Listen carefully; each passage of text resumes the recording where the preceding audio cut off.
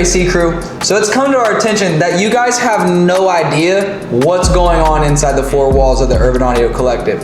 So we wanted to sit down, make a little video, and let you guys know what we be doing here. Cause we don't be doing jack squat. We just be sitting here at this table and just talking shit. We wrote down a list of questions that we felt like would help us describe to you guys why we started the UAC, what we be doing here, stuff like that. So I think that we're gonna randomly select them and just talk about it. We're gonna get to it. You know what I'm saying? All right, Siri, pick me a random number between 1 and 23. All right, one moment we thought it will work. So are we talking about our studio space particularly, or are we talking about the UAC as a team collective? Let's talk about both. Cause like you said, we did create UAC before we got the building. You know what I'm saying? So we can talk about that first, and then we can talk about the building.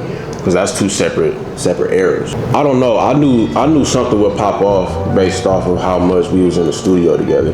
You know what I'm saying? Like the same group of people was in the studio, like racking up a vault. That's what I knew automatically, that something would come out of this, like some type of collective would come out of it. You know what I'm saying? So like that right there, I feel like was like a subconscious, not really a moment, but collection of moments that built up to a thought like, oh yeah, this gonna be something. You know what I'm saying? Like this gonna turn into something nice. With the building, once you hit me up on the phone and was like, bro, we got hit with an opportunity that we cannot pass up. And it might have happened a little bit earlier than what we thought, but what you think of it? I was like, yeah, I'm on that shit. What's up? That's when I knew that this shit would work out, just because the excitement it gave me. Josh? Facts. I mean, I'm not gonna lie, kind of the same thing. With the studio, Austin gave me a call, and I really when I heard it, I'm like, dang, this is a big risk. I really had to sit there for a couple of days and be like, yo, is this, what I'm really carving this path for? And then I really looked back and I was like, yo, I don't want to be 50 years down the line and be like, yo, I wish I would have done this.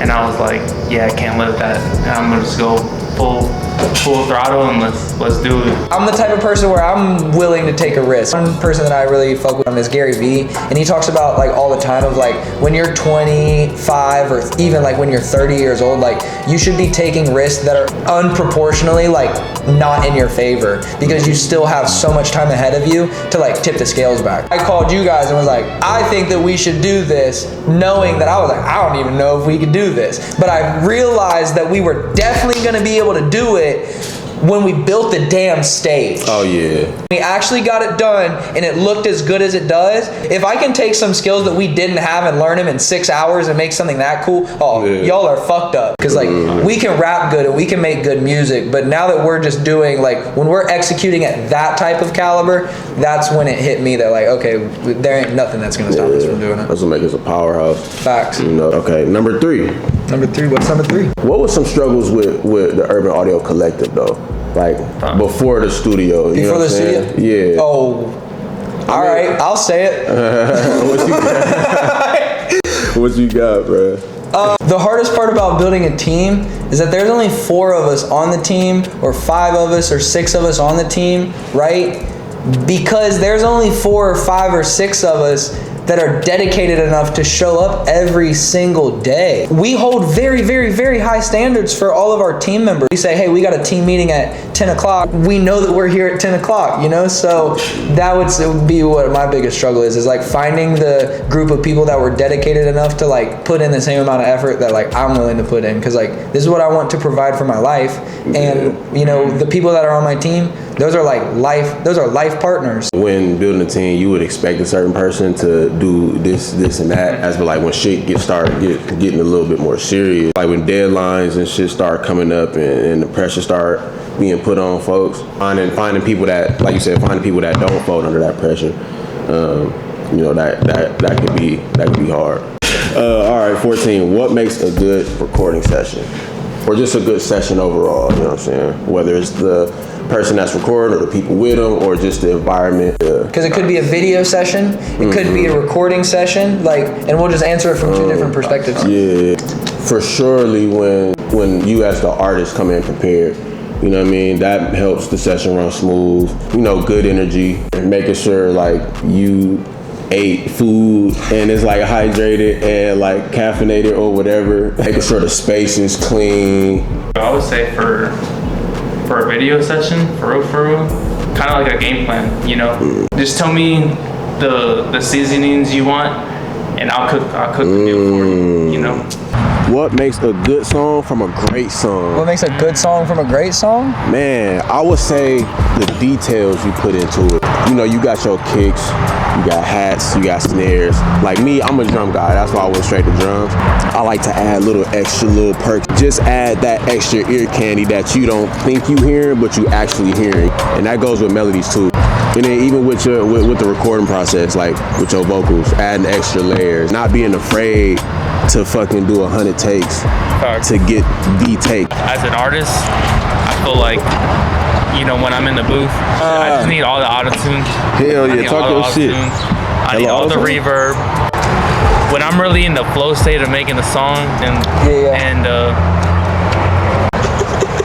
get the chair. Nah, you good. I'll make sure we're framed up. You know, we had a car drive by, so you know we gotta help the community. Yep. We had to lead them in the right direction. Down the alley. All right, what you got for us, Austin? What separates a good song from a great song?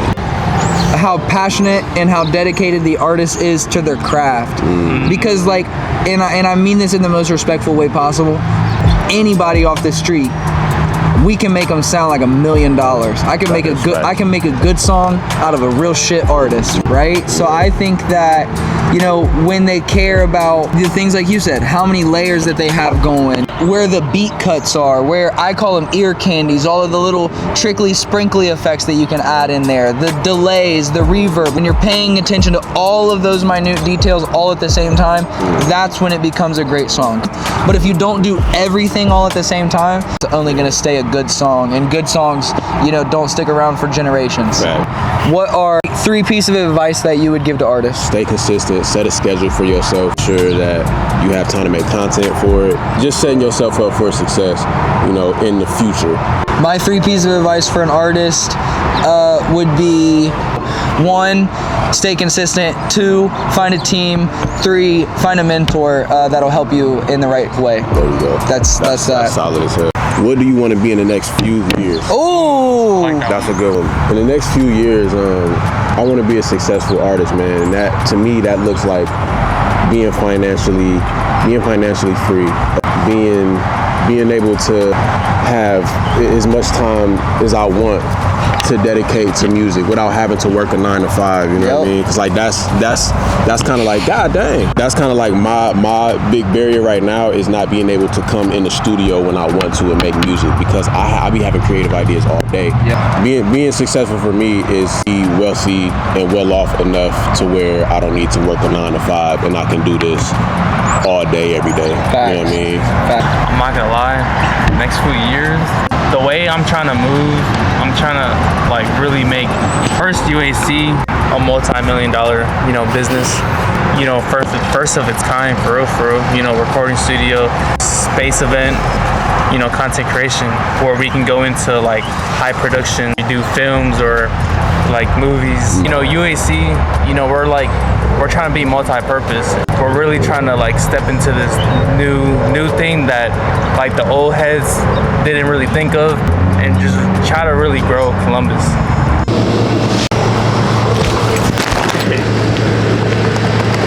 So we here at the Safeway. I'm here every other Shout out the day. corner store. Shout out the corner store. 1380 Sullivan Ave, right beside us. We got the Safeway, and I'm not afraid to put my boys on. So, come on. And they got drinks if you're trying to get your sip on. I'm not gonna lie, these boys got everything. Facts. Number 8. Number 8. Hidden struggles that people may not see. Probably the amount of hours we put in this motherfucker at our jobs and with our families and loved ones, and you know what I mean, everything that's outside of the studio. I think the biggest struggle that I've faced, and this is like some stuff that I talked to Sarah about, is that like it takes a lot of mental power to wake up and learn something new every single day. It is literally our first time out here, and we just started on January 1st. First, the lack of sleep, like barely sleeping. But I would rather get no sleep and do what I love than, sleep in and, live the life I hate. With all of us, we're really taking risks out here. If I were to look at my bank account right now, I'd be like, damn. But I know it's gonna pay off. The harder you work, it's bound to happen. The real ones will stay and fight the task, and you'll see all the fruits that they'll bear. There was something that you said about looking at our bank accounts, and I think that this is another one of the silent struggles.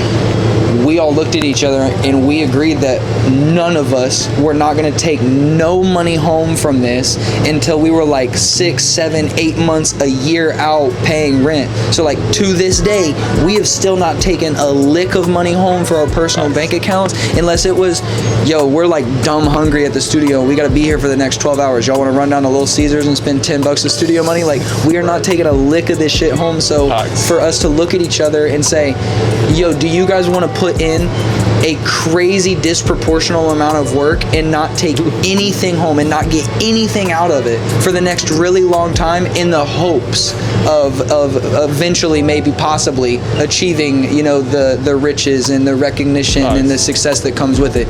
So to find 2 other friends and like 2 other like dead ass brothers that would go through that with me to be like, I don't know if we're actually going to be able to pull this off, but like, y'all want to try it? That was a silent struggle in itself for sure. We're gonna do question number 20.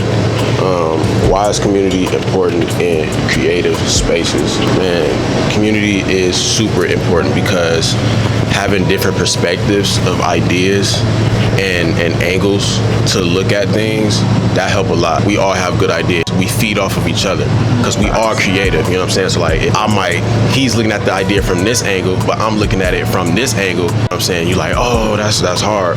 I think that's one of the things that like I keep trying to hone in to people when maybe it's their first time hearing about the UAC.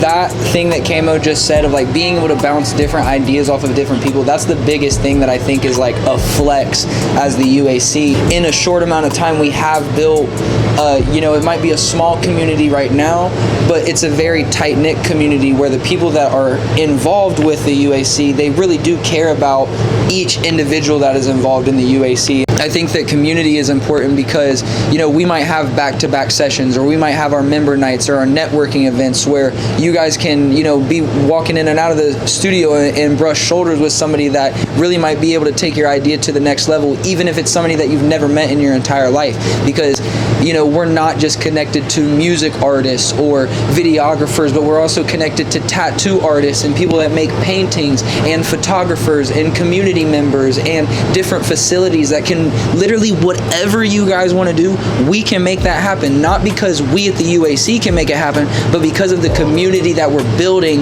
is connected throughout the entirety of Columbus, Ohio. It adds to the experience. Yep, and that adds to the experience. So I don't care if you guys want to host a basketball tournament, if you want to do a food drive, people that cook. You know what I'm saying? Like, we can literally pull off whatever you guys want, and that's a really important part of the space. Is like, you're not just connecting me, K.mo, and Josh. You're also connecting to everybody else that we got at our repertoire, and that's a loaded toolkit. I ain't gonna lie to you. That's a loaded toolkit. The last question was, if somebody is watching this video right now and they were thinking about booking a studio session here at the UAC, how would they go? What should their next steps be?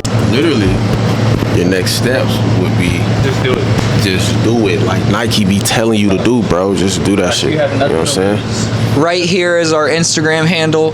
Right here is our email. Below that, I'll even put my phone number here. Send me a text.